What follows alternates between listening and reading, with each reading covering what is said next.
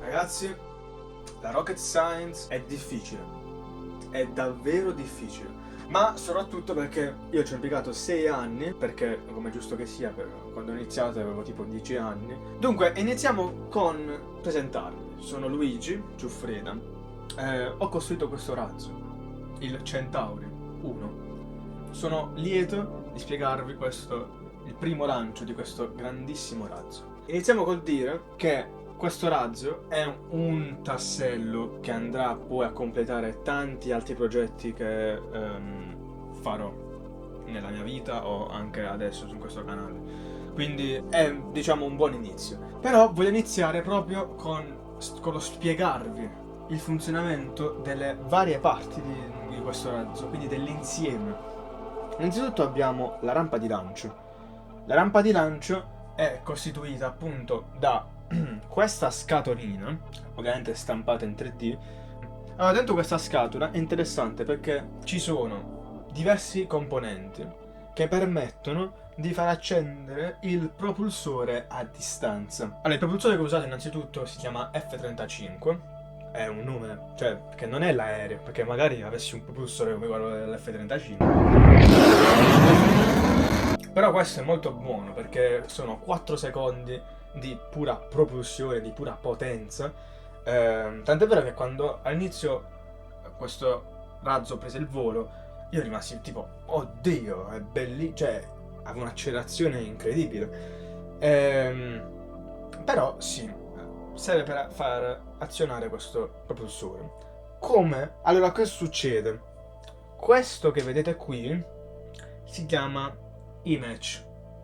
Un e-match è praticamente una carica infiammabile, cioè materiale infiammabile, che viene azionato per mezzo di un relè, un banalissimo relè, che viene, come vedete nell'immagine, azionato da un Arduino 1. L'Arduino 1 poi è collegato a una batteria, da una batteria LiPo ricaricabile 7,4 volt. La cosa interessante è che questa rampa di lancio è azionata mediante un HC12, quindi a distanza. Gli HC12 sono questi qua. Questo che vedete qui, sta registrando? Sì, questo che vedete qua, con questa cosa lunghina, che è l'antenna. Devo fare una piccola digressione su questo HC12. All'inizio non riuscivo a farlo funzionare. Per un motivo o per l'altro ho provato diverse soluzioni, cambiando pin, rivedendo sul software. La soluzione era comprarne uno nuovo, perché probabilmente questo era difettoso. E quindi ho perso mesi a cercare di capire come. Mesi, e tra l'altro avevo comprato anche i moduli LoRa, che non mi sono serviti per niente perché no, non erano utili per quello che dovevo fare. E quindi sì, sono passato a questo. Oltre la comunicazione a distanza, quindi attraverso 2 comandi, countdown, e quindi fa partire un countdown, e abort. Abort abortisce il countdown della rampa di lancio, fa attendere 20 secondi. Quindi per potermi avvicinare sulla rampa, spegnere nel caso e riavviare il countdown. Qui possiamo vedere questo che si è appena mosso è il braccio con un servomotore su una piccola torre. Per a cosa serve in realtà questo? Serve principalmente per mantenere il razzo sulla rampa di lancio e quindi evitare che oscilli a causa di colpi di vento molto forti. Questo è per quanto riguarda la rampa di lancio. Adesso per quanto riguarda il razzo vero e proprio, è molto interessante tutto il razzo, quindi come è fatto. Partiamo innanzitutto dal corpo centrale, quindi dal computer di volo. Allora, come vedete nelle immagini, questo computer di volo è formato da diverse parti. Andiamo per ordine però.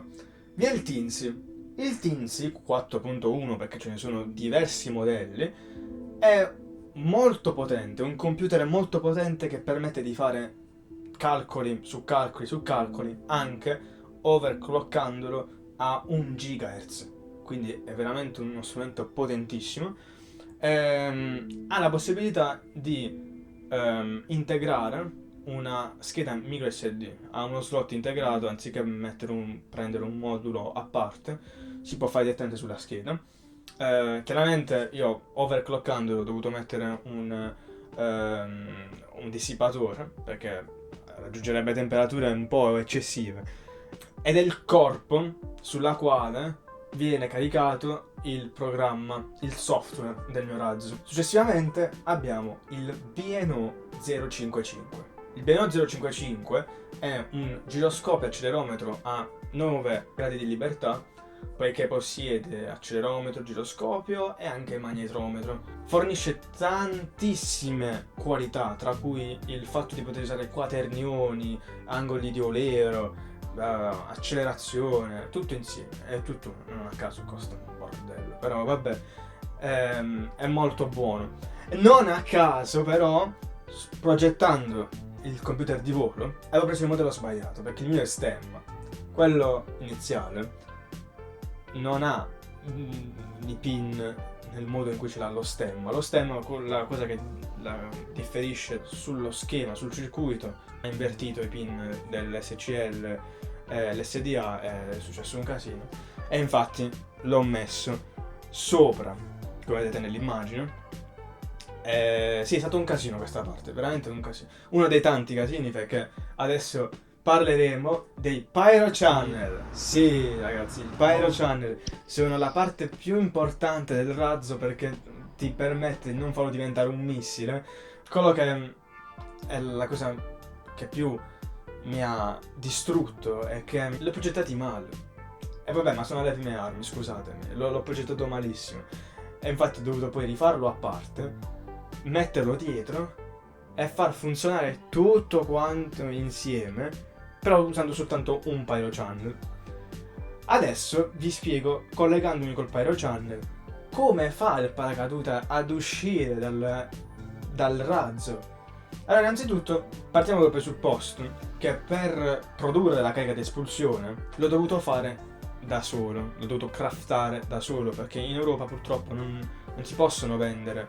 Me lo sono dovuto fare da solo, prendendo la carica di espulsione del motore, quindi dell'F-35, mettendolo dentro una specie di contenitore in cui prima era una ricarica della mia penna stilografica. L'ho coperta con l'Ovat, ci ho messo lo scotch sopra e ho fatto una carica di espulsione. Come vedete dal video è stato un successo. Ho detto pam! È bellissimo. Però quando si attiva? Allora, si attiva quando il razzo ha un'inclinazione circa come qua.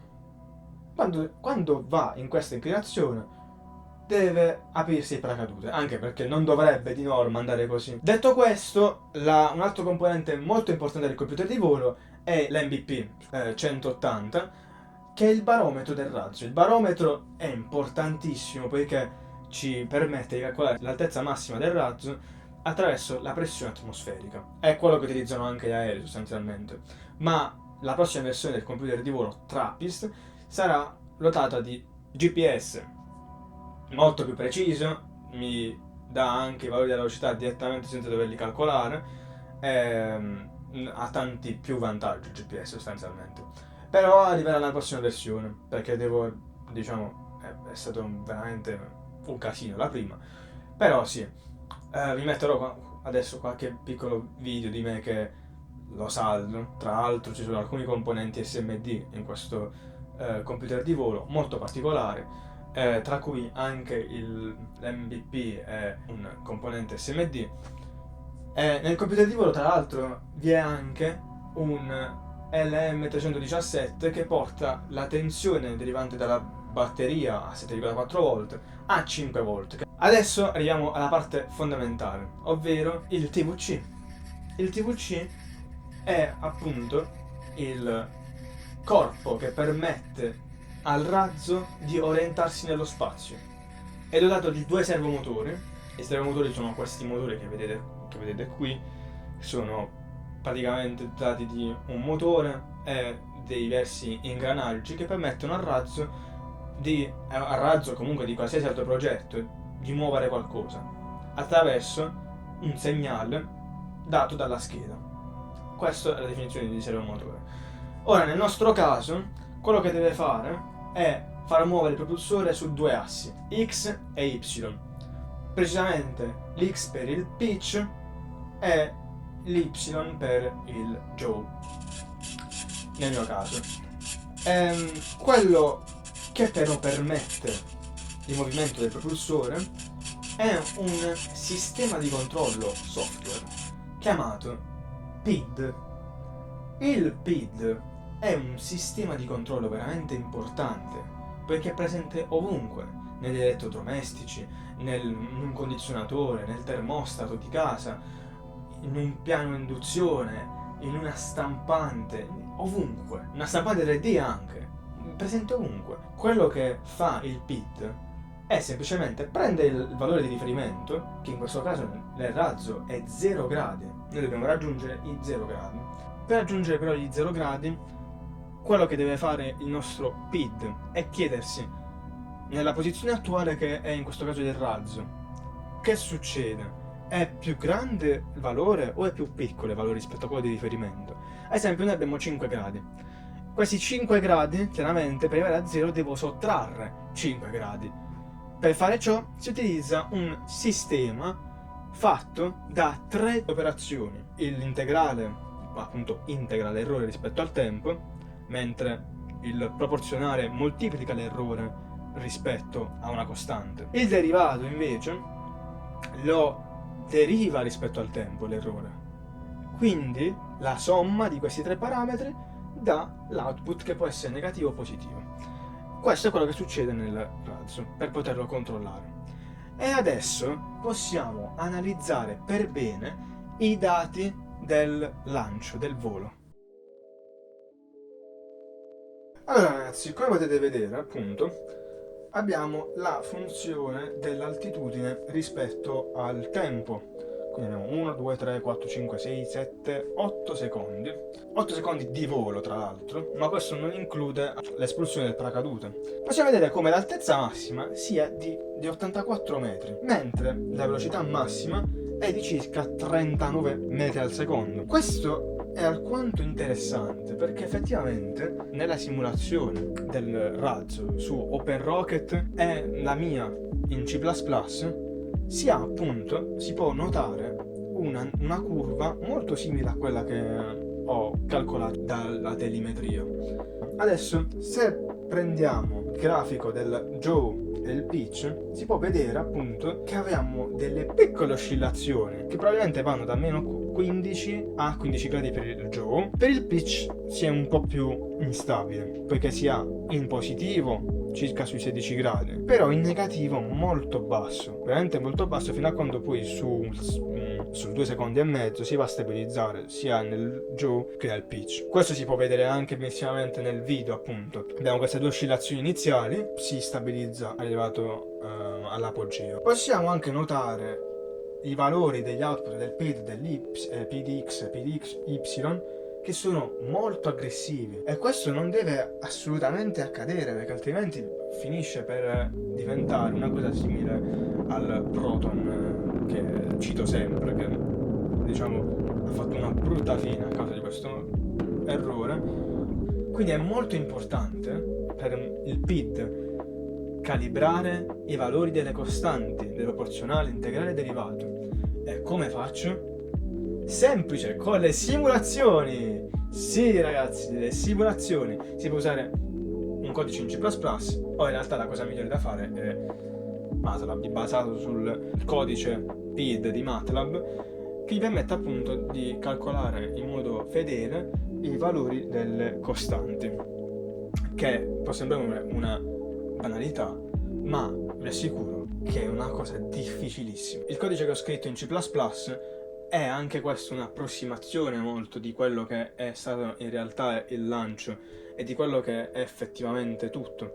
Infatti ho usato un intreccio di calcolo tra OpenRocket, il codice, il C++ che ho sviluppato io, basato su semplici leggi fisiche di accelerazione, quantità di moto e momento angolare, quindi basandomi anche sull'inerzia del razzo, sul momento di inerzia del razzo, e poi implementando questi calcoli sul codice del PID integrato nel mio computer di volo. Quindi la simulazione è stata fatta e inserita direttamente sul computer di volo, mentre quello che ho fatto anche in concomitanza è prendere fisicamente il razzo, metterlo su un supporto a 3 gradi di libertà artificiale, quindi per simulare appunto il moto del razzo sugli assi X e Y, e di conseguenza, in base a tra l'altro, cosa importantissima che mi stavo dimenticando di dire,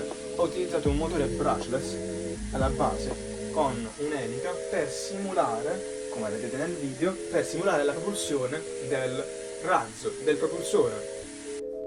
Questo però porta tante variabili, poiché la spinta di propulsione non è quella del propulsore solido. Il centro di massa chiaramente non è proprio in quel punto, perché alla fine è quello che si calcola globalmente con la massa dei libri che vedete sopra per mantenere il razzo e tutto il sistema che è intorno. Quindi anche la tensione del cavo della batteria ha avuto un effetto sulla simulazione del razzo. Quindi, come vedete anche dalla telemetria di questi esperimenti che ho condotto sul tavolo, sostanzialmente, si può vedere che alla fine c'è molta discrepanza tra le migliaia di simulazioni che ho condotto a terra e poi la realtà. Le simulazioni sono la base per un volo sicuro e soprattutto per un volo di successo. Signori, questo è Hades Aerospace e ricordatevi, we rise from the earth up to the stars. Ci vediamo al prossimo video con tanti altri nuovi aggiornamenti. Arrivederci.